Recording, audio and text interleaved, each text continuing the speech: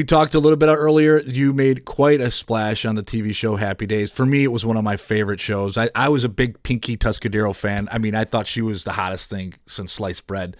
But as Leather Tuscaderao, you mentioned because you mentioned earlier your thing was the leather.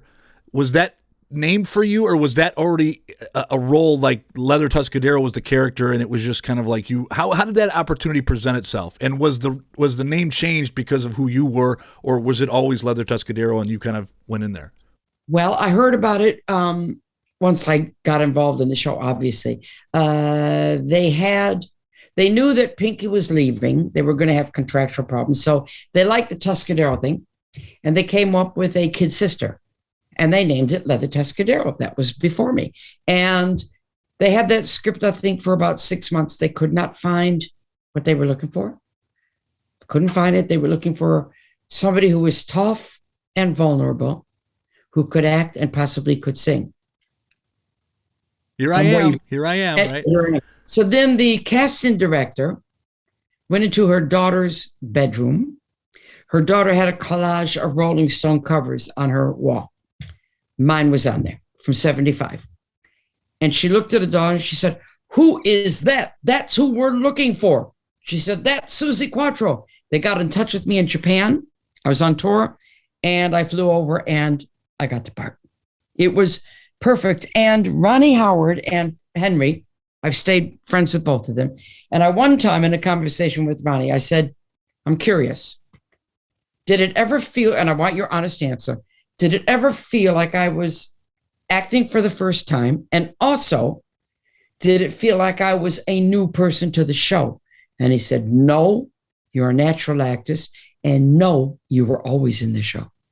That's awesome. That's all you can ask for, right? What a compliment. What a compliment. Yeah. Well, who came up with because I mentioned Pinky had that little snap of the fingers thing. How did you come up with the snapping your leg and pointing?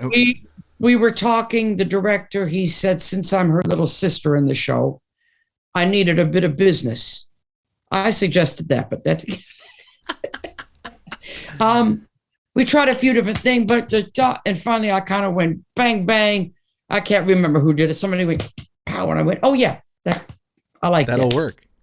Yeah. You mentioned Ron Howard, Henry Winkler. I mean, you want to talk about a great actor. Did you, because there's many stories that have come out that him and Pinky, the real Pinky actress, didn't get along on the set. How did you find getting along on the set? Did you fit in, or did you kind of look at it different?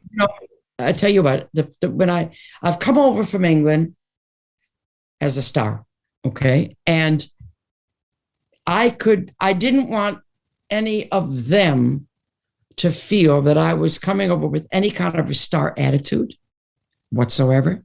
So on the first rehearsal date, we're all in the Arnold's, everybody's there. And I made a little speech.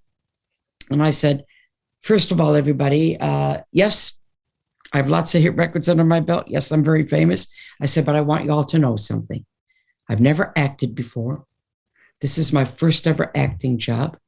And any help that any of you can give me, much appreciated." Very smart, just to kind of expose yourself like that and ask for help. That had to be huge. It helped me big time. And in fact, there were times when Ron would say to me after rehearsal, "Suzi, come up a little bit on that line or go down." Very helpful. But Henry was a little shit, and we laugh about this all the time.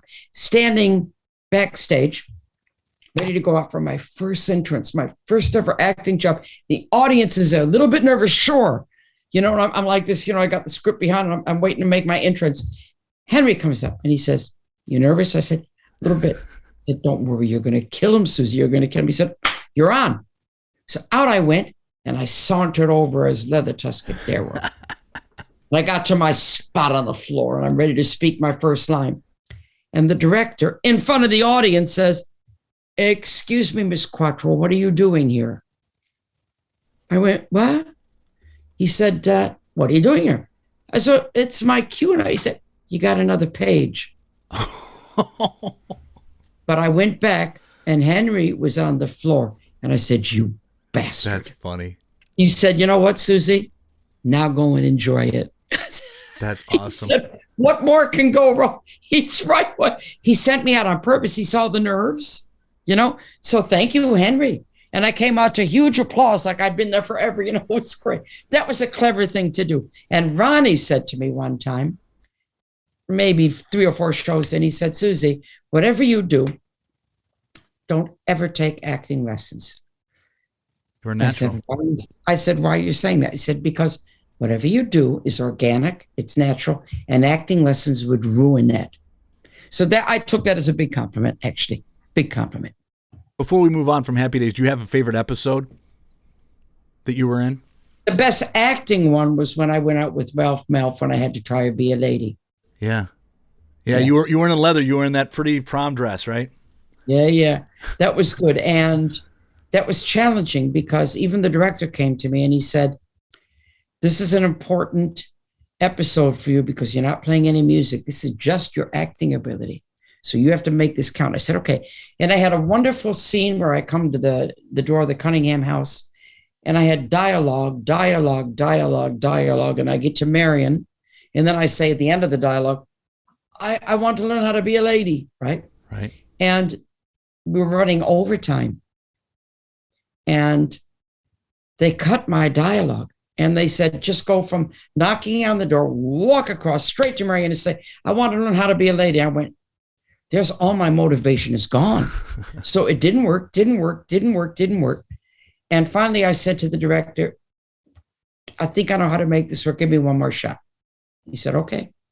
So I knocked on the door and I did this certain saunter and look in my eye that was the dialogue, said my line, cut, perfect. What did you do? And I said, easy. I imitated Joan Jett imitating me. I love that. That's a true story. Wow. And because Joan interpreted me a certain way and it came out her body, her way. And I thought, that's what this needs to be. Right. It took the place of the dialogue. I thanked Joan for that many times. Many times I said, thank you.